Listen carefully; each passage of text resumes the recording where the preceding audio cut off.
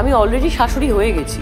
বয়স 40 ছুঁই ছুঁই, তবুও দেখতে একদম 20 বছরের যুবতীর মতো। হ্যাঁ ভিউয়ার্স, সেই শ্রাবন্তী জানালেন, আরে আমি তো শাশুড়ি হয়ে গেছি। তবে কি নিজের ছেলের বিয়ে দিয়ে দিলেন শাশুড়ি মা শ্রাবন্তী চট্টোপাধ্যায়? কি জানালেন এই নায়িকা, চলুন বিস্তারিত জেনে নেওয়া যাক।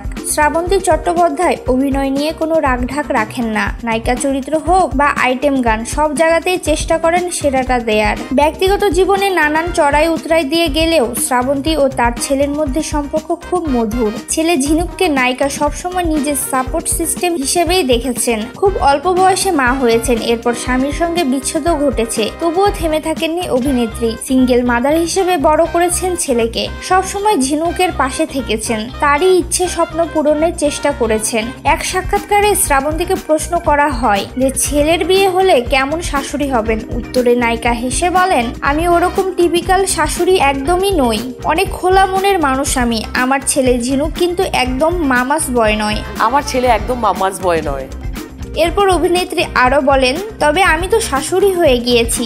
আসলে আমাদের একান্নবর্তী পরিবার, আমার পরিবারের যে সবচেয়ে বড় দিদি, সেই দিদির ছেলের বিয়ে হয়ে গেছে, তাই আমি এখন শাশুড়ি হয়ে গেছি।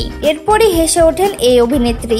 শ্রাবন্তী চট্টোপাধ্যায়ের বয়স 40 ছুঁই ছুঁই হলেও তাকে দেখে এখনো 20 বছরের যুবতী মনে হয়। তার সৌন্দর্যে একটুকু ভাটা পড়েনি, তারই মধ্যে শাশুড়ি হয়ে গেছেন। এত সুন্দর শাশুড়ি পাওয়াও যেন ভাগ্যের বিষয়। কে বলবে এই নায়িকা শাশুড়ি হয়ে গেছেন।